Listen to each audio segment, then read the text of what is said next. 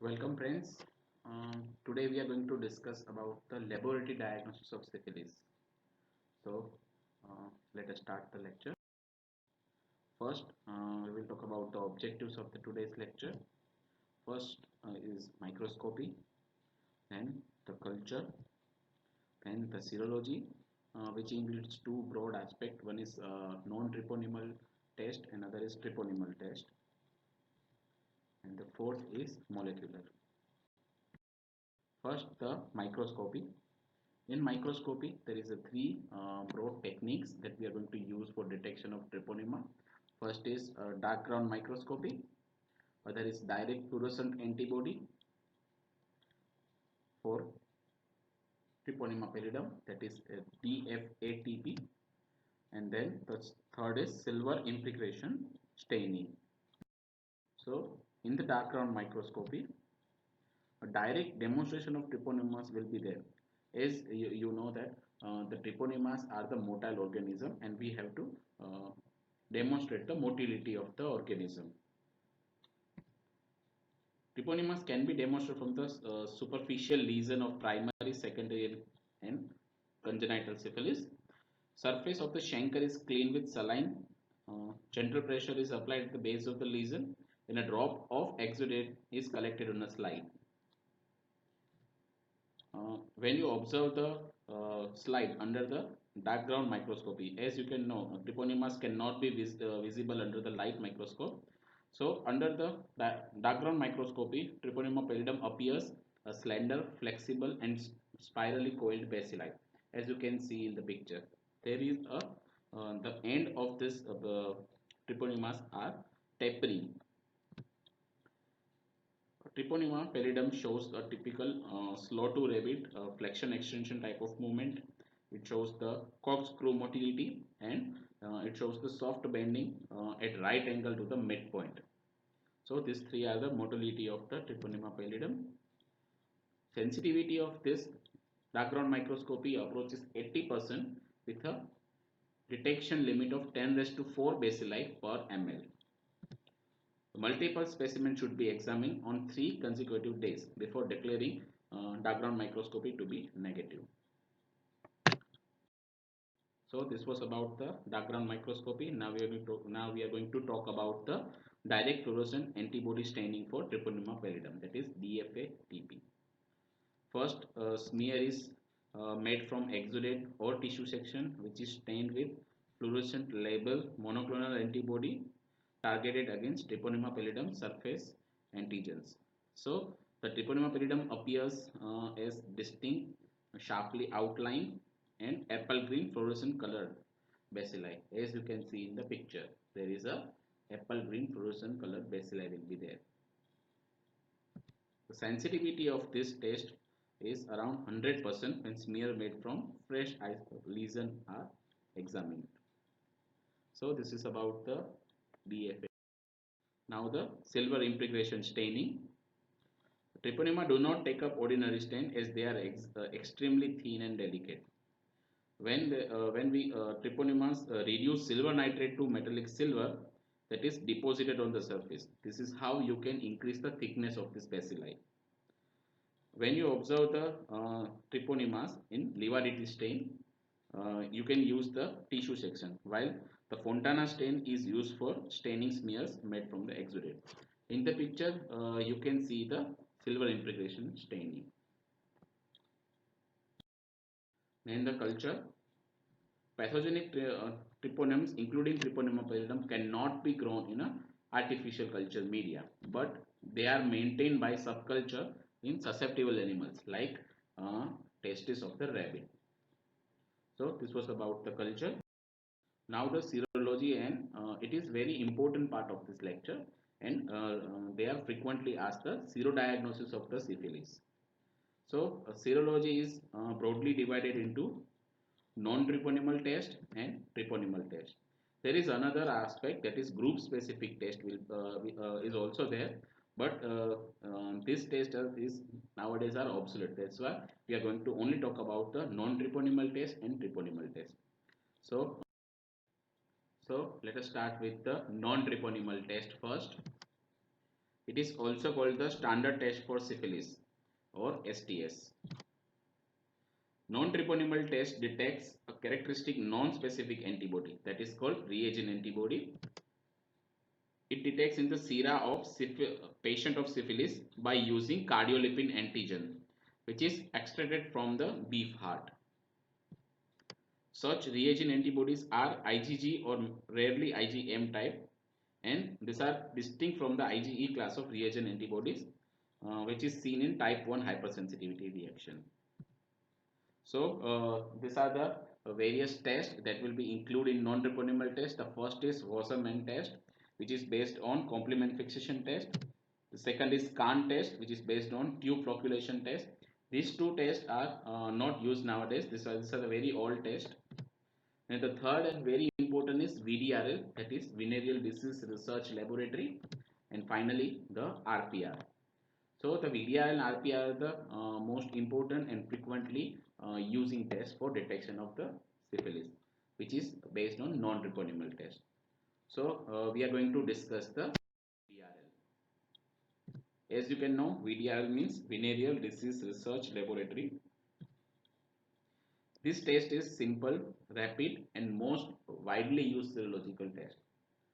The only limitation of this test is that that the antigen preparation will be there.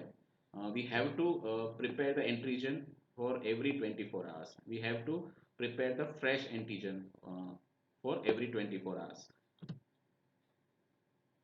VDRL antigen is a cardiolipin antigen to which cholesterol and lecithin are added. The important advantage of this VDRL is that we are going to detect the antibodies from the CSF specimen. So this is one of the advantage of the VDRL. The other non-treponemal test are RPR, that is called rapid plasma reagent, then USR, that is unheated serum reagent, and TRUST, that is toluidine red unheated serum test. RPR is another slide flocculation test which is using disposable plastic cards having 10 defined circles. It is similar to VDRL, but there are some differences that we are going to discuss on the next few slides. In USR, that is unheated serum reagent, which is similar to the VDRL, except there is usage of EDTA, which is used for antigen stabilizer in the case of USR. Then in TRUST, it is a modified RPR where toluidine red pigment particles are being used. So the procedure of this VDRL, first we are going to add the specimen, that is patient serum. We have to take 50 microliter of the specimen, and in that specimen we have to add the freshly prepared antigen and mix it on the slide. Basically this test is used on the VDRL slide that having a 12 circles. So in one of the circle we have to add the sample, then antigen, then we have to mix it, and we have to rotate it for in the case of VDRL we have to rotate it for 4 minutes, while in the case of RPR we have to rotate it for 8 minutes. After the rotation you can appear as this type of reaction. In the non-reactive test you can see the uniform crystals will be there, that means this is a non-reactive. If you can see the smaller clumps will be there, that means these are the weakly reactive, while when you observe the strongly reactive, that means when you observe the larger clumps will be there, that means if you see the larger clumps, that means this is the strongly reactive. In the case of VDRL you need a microscope for check this type of result, while in the case of RPR you can see with the naked eyes. So these are the difference of between the VDRL and RPR. The first is, as I had told, that in VDRL the result you can observe microscopically, while in the case of RPR result will be seen with naked eyes. In VDRL the antigen once reconstitute, it should be used within 24 hours, while in RPR there is a presence of EDTA in the antigen that will be used as stabilizer. In VDRL you need a preheated of a serum, and in RPR no heating is required. In VDRL, you can also perform the VDRL from by this for the CSF specimen also. While in RPR, you cannot use the CSF as a specimen. For VDRL, rotation time will be 4 minutes, while in RPR, there is a 8 minute.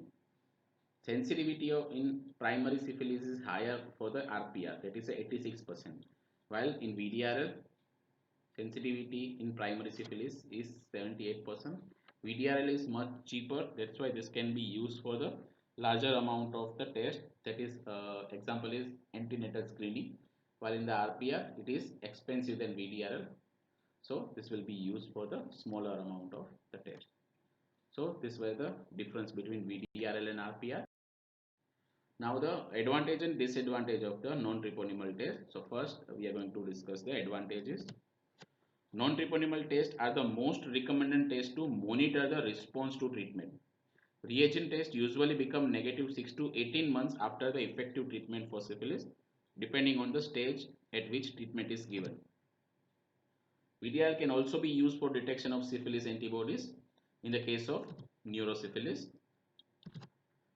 Reagent antibodies become detectable 7 to 10 days after the appearance of primary chancre. So these were the advantages. While in the disadvantage, the first and important is biological false positive reaction. What is the meaning of BFP or biological false positive reaction?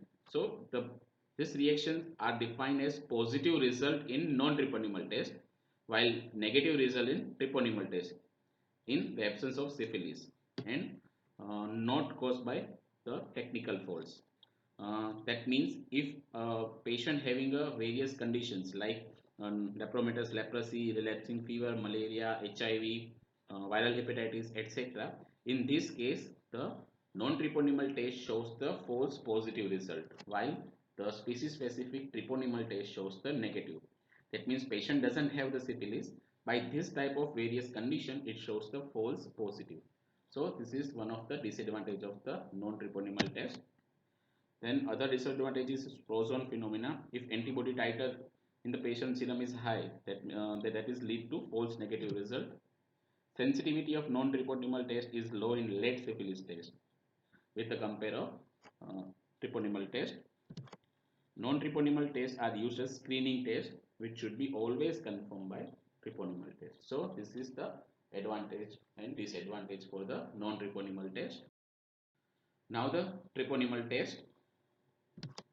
So the disadvantage of the non-treponemal test is, here comes the advantage of the treponemal test. So all the it is a confirmatory test for reactive non-treponemal test. So all the reactive non-treponemal test must be confirmed by the treponemal test.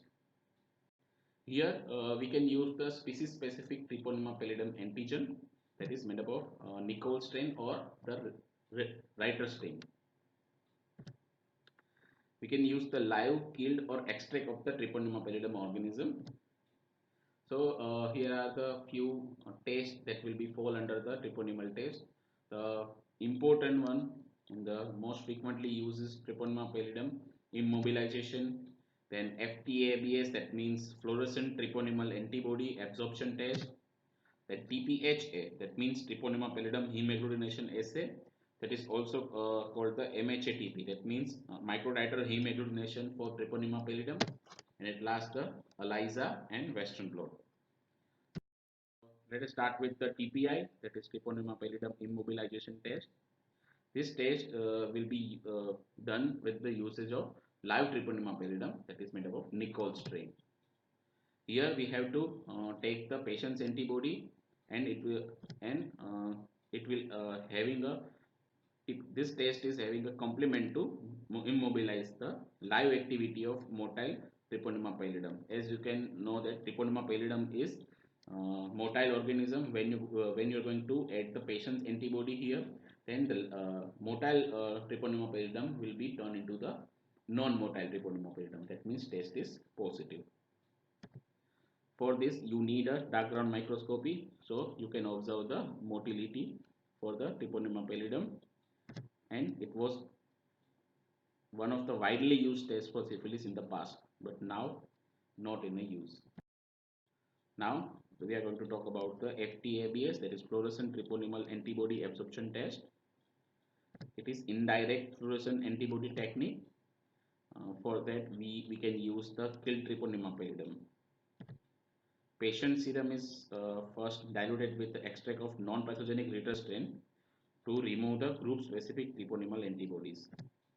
Patient serum is layered on the slide previously coated with uh, treponema pallidum. So the serum antibody will be bound to the treponema pallidum that can be detected by addition of fluorescent label anti-human immunoglobulin, and the slide is examined under the fluorescent microscope. So this is the picture of the uh, fluorescent tagged treponema pallidum. As you can see, this will be a greenish color bacilli will be there. This test is highly sensitive and specific test, and the another advantage of this test, we can also use the CSF antibodies.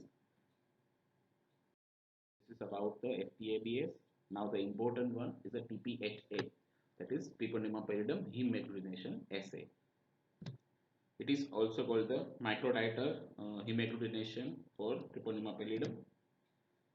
Here, patient serum is pre-treated with Ritter treponemes, and this serum is going to add with a drop of sheep RBC, which is already coated with treponema pallidum antigens. As you can see in the picture, there is a sheep RBC which is coated with treponema pallidum antigen, and this RBCs we are going to add it with the patient serum that having a antibodies against it. When there is a antigen antibody reaction will be there, then there is a finally a agglutination occurs into the microtiter plate.